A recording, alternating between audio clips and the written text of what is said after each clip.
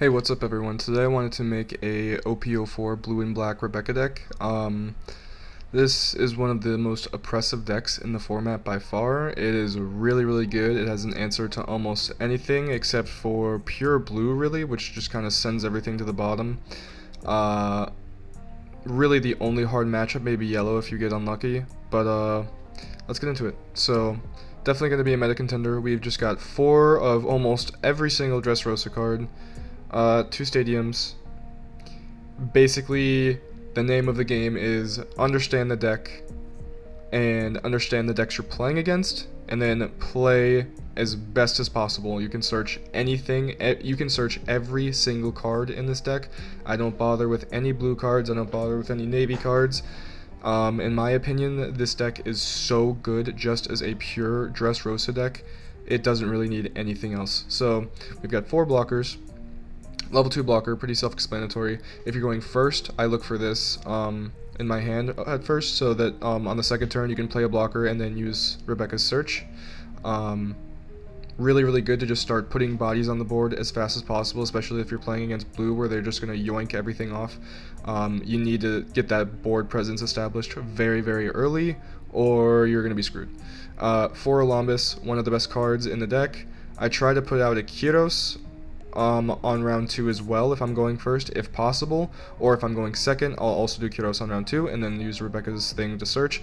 I try to always leave a room for a search because the search also puts cards in the trash, and the search is like an extra card in hand every single turn that is really helpful. You can search anything from a 2k counter to the exact card that you want. You could just have a chance of getting it every turn. It's really strong.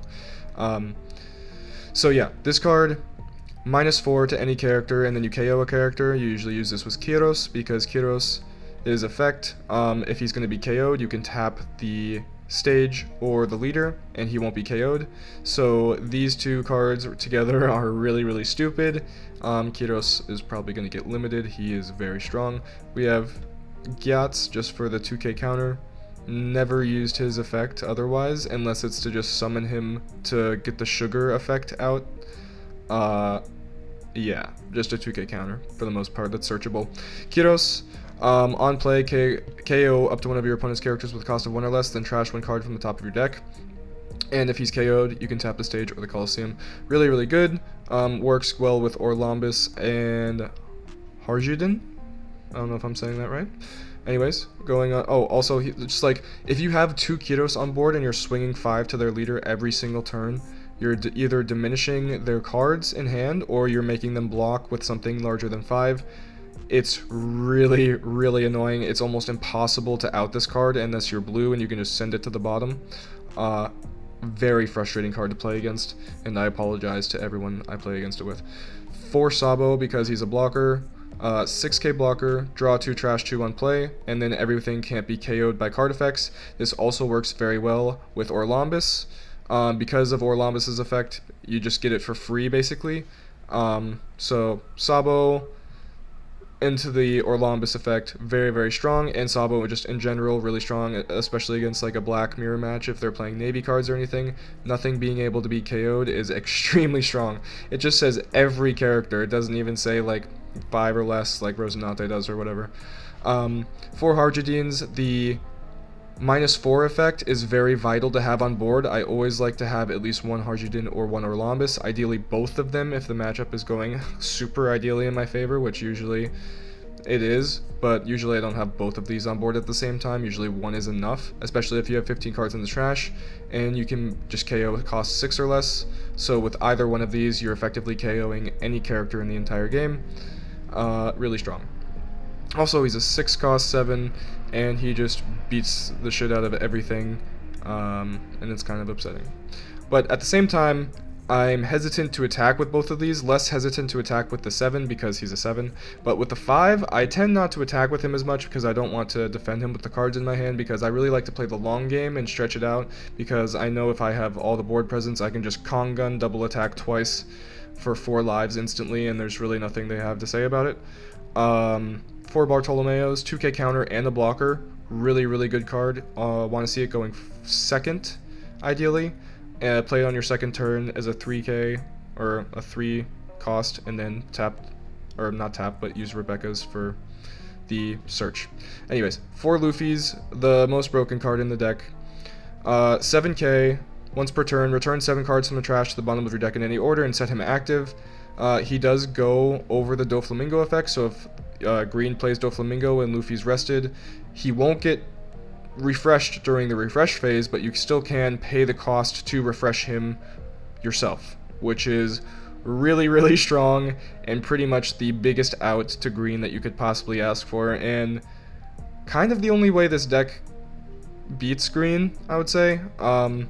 If this card didn't exist, or if you couldn't tap him when the Doflamingo effect was active, it would be a much more fair and even matchup, but I think because of this card and Kongun, the Doflamingo matchup is in favor of Rebecca for sure.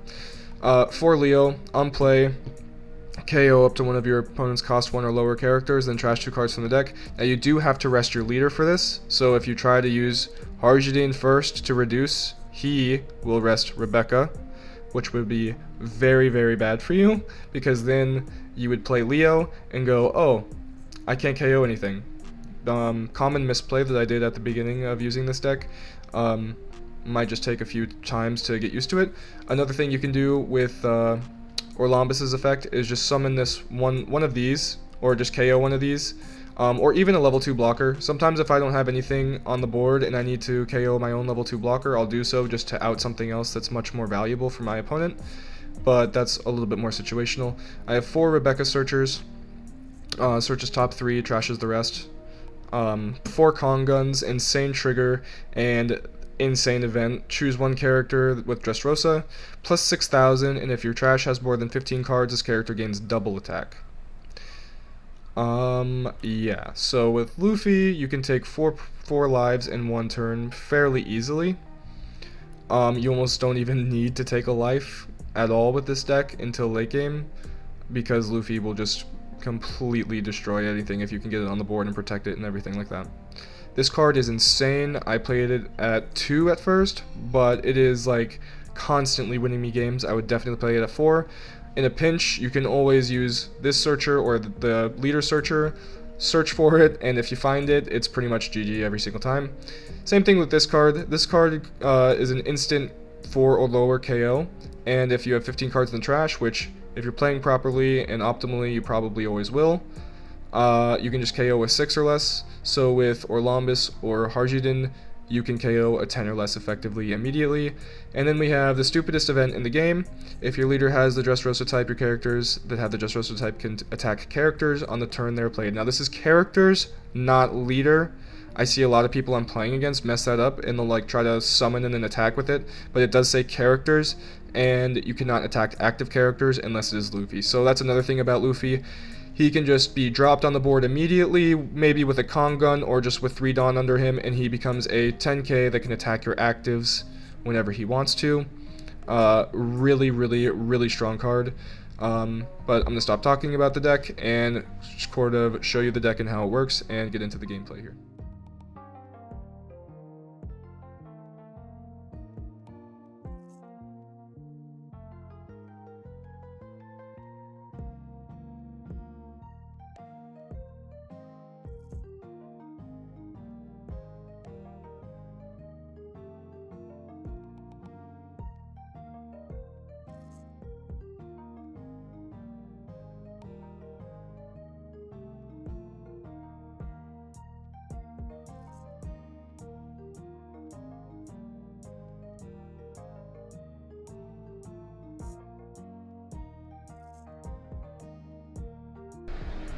My opponent draws and then passes to me immediately. I top deck Leo, and then I go for the 2-cost blocker into the Rebecca effect again, and I pick a Trueno Bastardo or whatever it's called out of the 2, and trash Kongun because I already have one in hand. And I like to have Kongun on standby for whenever I need it. Usually I don't use it for quite a while, so having one in the first hand isn't the greatest, but that being said, I'm never gonna be mad at it. It is such an insane card. So he's probably gonna play Nami and then use her effect to search. Yep. So next turn I will more than likely just probably I'm absolutely going to KO the Nami in some way. I have 5 Dawn, so I could probably summon the 4 cost, KO my own blocker, and then summon Leo to KO Nami. Or I could keep the blocker on field and just go for the 4 cost event, but I don't think that would be as worth it. Because since I have the 4 cost on the field already, then I can trash Leo and use his effect again. So I think that would probably be better. So KO my own blocker, because getting Nami off the field is way more valuable to me, and I don't need a blocker since he has no cards, or no characters on the field. So just even summoning that first turn, like there are so many little minute details with this deck that you have to sort of flesh out and understand. I definitely haven't even gotten to all of them yet, but I've definitely gotten to a lot of the things that I noticed I was doing wrong immediately. So bodies on the field is the most important thing in this deck. You have nothing if you don't have those. So he plays Sugar for 2. Rest Orlambus, I think is what his name is. I'm going to protect him with every single thing I have. So if he really wants to get rid of it, he needs to attach every single Dawn. He goes for 7, which is not bad. Probably doesn't think I'm going to defend it, but it's more than worth it in the early game for me to have this card.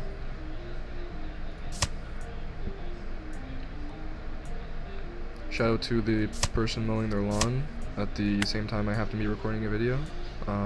Unfortunate circumstances, but hopefully you guys can't hear it. So I counter and top deck Bartolomeo, and then I use Orlambus's effect to give Sugar -2 costs and summon Kiros. Unfortunately, mill my stage there. If you know you're not going to use every Dawn, it is good to use the Rebecca search first, so stuff like that doesn't happen. So that was probably a little bit of a misplay.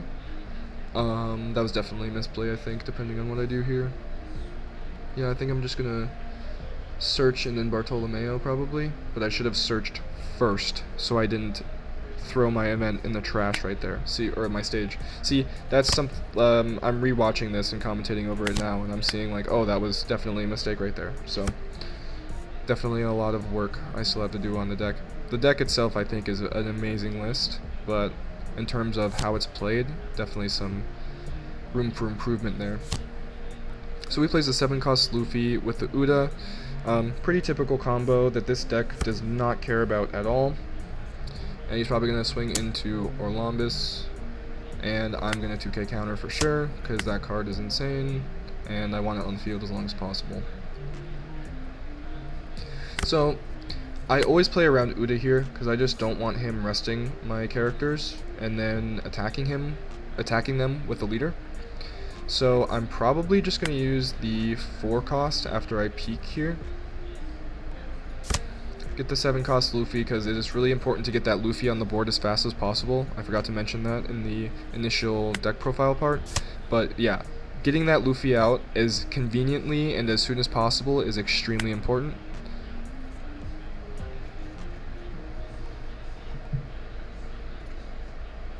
Now I attach a Dawn to Kiros and attack for 6, and then probably...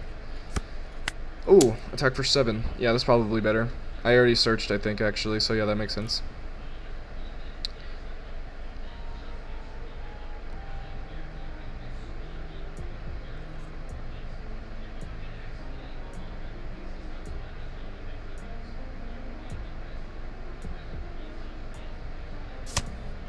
He does Punk Gibson my Orlambus, which is fine, because I was prepared with another blocker, and I send it out and pass. So, still don't think he's going to be able to KO any of my characters, unless he happens to rest one of my blockers with weaklings or something like that.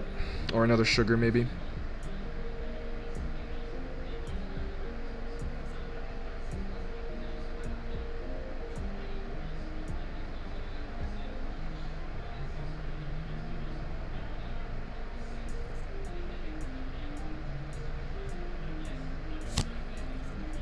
So he plays Grand Tesoro or Guild Tesoro for 5. I have no idea what that guy's name is. Grand Tesoro. So it says Grand Tesoro on the left, and then the card says Guild Tesoro. So which is it?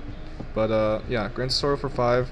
Another card I like to get rid of as fast as possible, if possible, because giving them cards in hand, especially when they have, you know, the -2 Dawn effect is nothing, because when you have 10 Dawn, you just get 2 Dawn every turn anyway, so it's literally a free effect, draw 2, which is ridiculous. So I try to get the Guild Tesoro off the field as fast as possible, usually, but in this situation, I don't have any KO effects or anything like that, so I'm probably just going to let it slide. And I do have insane board presence because he just attacked with his blocker, which was an interesting decision, I would say. And now he's probably going to go 7 into Orlombus, which I will block with the lower cost blocker. And he'll probably pass after that, if I had to guess.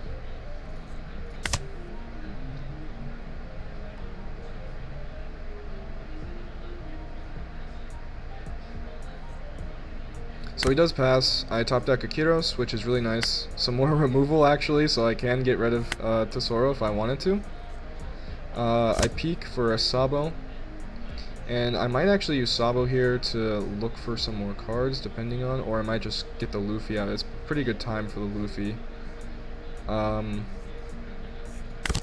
But I go for the Sabo, looking for some more removal.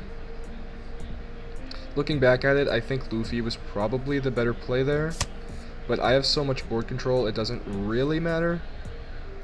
But I think Luffy was a little bit more optimal. The faster you can get Luffy out on the board, the better. Also, I think I looked at my deck at one point in the game, and I had like 4 cards left, which was a little bit scary. So I do take out Tesoro, which is also a really good choice, because it kind of prevents him from getting back in the game at all. And then I attach my last Dawn to Kiros and attack. I always attack with Kiros because of his effect of whenever he's KO'd, you can just tap the leader. It's insane. It's pretty much just a free attack every turn. It's like a Daddy Masterson, because they're never gonna attack. They're never gonna be able to attack him. And if they do, they're wasting resources and attacks into Kiros. The only way to out him responsibly, I would say, is Red Rock or Return to Hand, something like that. But Return to Hand is not nearly as good as Return to the bottom of the deck, so a lot of decks are going to struggle against this card. It is really strong. I would be surprised if it doesn't get limited to like 3, but it's also really makes the deck work. So at the same time, it's not a blocker that can't be KO'd like Marco, so I'm not really sure. It also doesn't have a counter on it, so that makes it a little bit more fair. He uses 10-drop Doflamingo here, which I'm assuming was his only play because I only attack with Kiros. That's another reason why I don't attack with my reducing cost cards, because when they play Doflamingo, it feels really, really bad. So I kind of limit my attacks here, play the long game in general. I'm probably going to block with 6, and then if he wants to attack me with his Luffy to 7, he could. I don't have any counters in hand, but I would just block with Bartolomeo.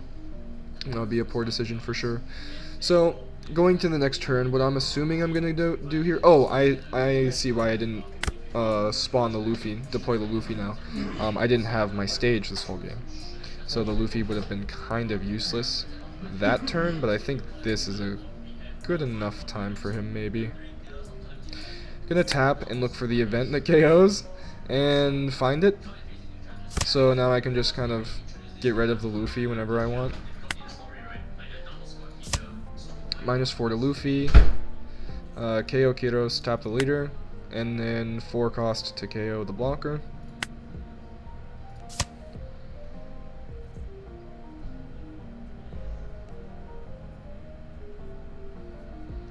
And then I'll probably attack with 7 and then replace my Kiros with another Kiros, maybe? That'd be an interesting play.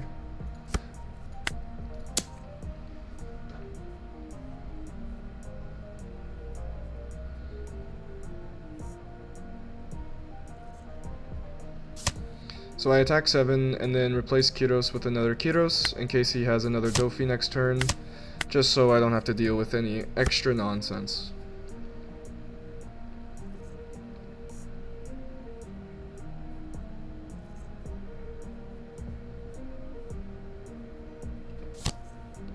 He deploys Sugar and rest Bartolomeo,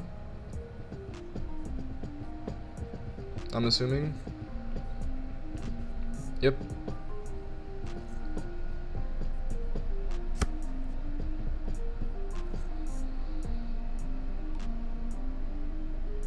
Swings into life with 7. I'm going to gladly take it.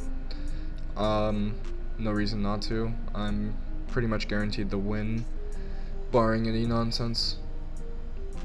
So I think next turn will definitely be the most optimal Luffy turn. I have really good board presence. I have a few blockers if he doesn't KO the Bartolomeo here.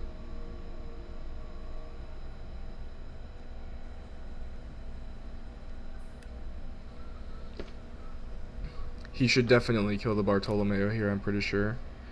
He goes for Orlambus, which I gladly let him have, because he has more than done his fair share of this game, and I have another one anyway, and he doesn't need to rest himself or anything to activate his effect, so still in perfectly good shape there. Gonna peek, find a 2k counter, and then play Luffy. Yeah, I see. I have 4 cards in my deck right there, and I go, oh my goodness. I could have just lost without even realizing it. So, seeing as I have 4 cards in the deck, I panic and put down Luffy immediately, which is also a pretty good time for him. Unfortunately, Sugar was on the board, so he's going to be exposed, but I should probably be able to protect him between the 2 blockers that I have. Another reason he should have gone for the blocker instead of the Orlambus there. I think that was a little bit of a misplay. I probably would have been able to protect my Luffy no matter what he did. But at the same time, I don't know why he would have left a blocker on the field. Blockers are really strong, unless he has another way to rest it, I guess. Maybe he's working with another Sugar in his hand or something like that.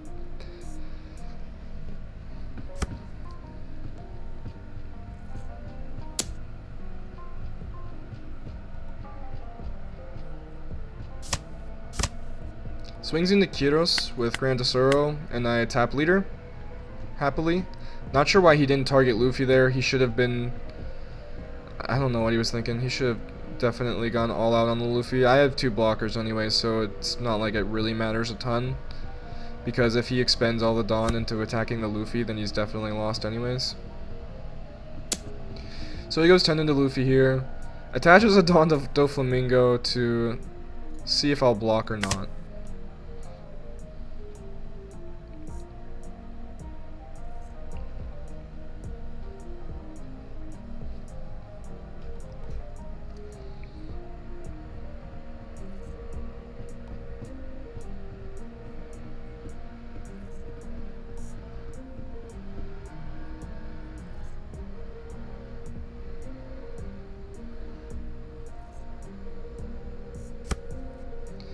So he looks like he's going to swing 9 into Luffy, and I'm just gonna counter it.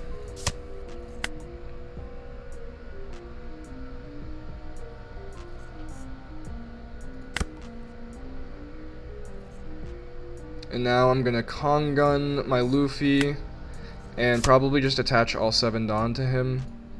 Or, yeah, peek first, good choice, good choice. And now I'm going to attach all 7 to Luffy, or 6 to Luffy, I'm assuming, and then just swing in with 19,000 twice, I think that is.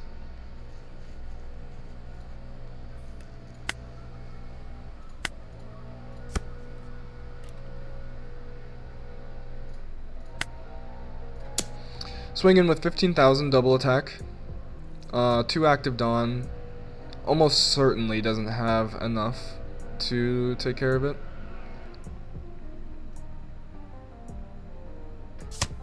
Takes both lives.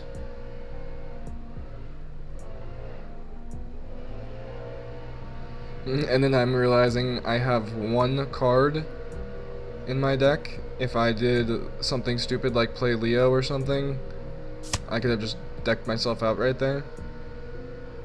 I was counting. I knew that search would leave me 1 card left in the deck, but still, a little close for comfort. So he gets a trigger that gives Dofi 7,000 that turn. So I'm probably just going to attach 1, maybe 2 Dawn to him, and attack again. I think I'm going to leave 3 down left for the Bartolomeo, because another blocker here does definitely not hurt at all. Because if he can't out the Luffy, that is pretty much a guaranteed win for me the next turn. Yeah, I think that's the best play.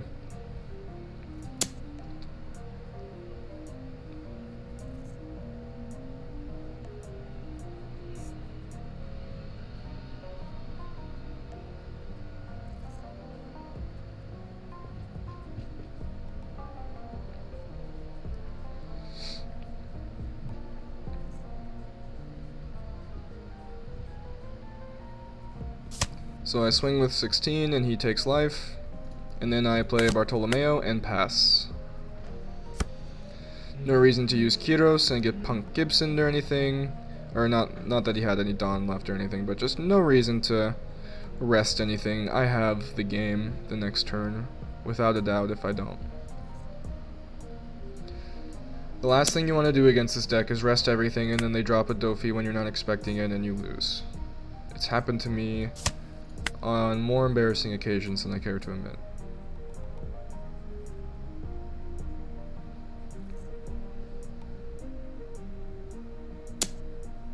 So he swings 10 to Luffy with Dofi. He probably should have given it a little more, but I think he's trying to see if I'm going to rest Sabo and block it or something, maybe. I think he's trying to get me to rest something so he can play Dofi if he has the inclination, but returning Dawn here is immediately going to make it so... Oh, I don't think he uses the effect. Interestingly enough. Yeah, I think he was definitely trying to get... Yep. So he was definitely trying to bait the Dofi with something. I'm not even sure what. I guess Sabo. But I only had 2 cards in hand. There's no way Sabo would have been able to block successfully. I guess it was the only play he probably had. So I peek for a con gun, and I find it. And that is why this card is insane. At 4. You need 4 of this card. It just instantly won me the game when I saw it. Just completely shut off my brain, and I said, attack Luffy, attack with Luffy for 19, and that's going to be game without a doubt. Even if he has enough in his hand to counter it, he doesn't have enough for the 2 Kiros and the Sabo. There's just no possible way. So that game single-handedly giving me the game again, or that card single-handedly giving me the game again. Like, both the times I used it was just absolutely absurd power. And he does get up to 19,000, but he doesn't have 20. Just showing the power of Kongun once again. And anyways, I hope you guys enjoyed this video. If you did, please like and subscribe. This is one of my favorite decks of the format. And until next time, hope you have a good day, and see you later.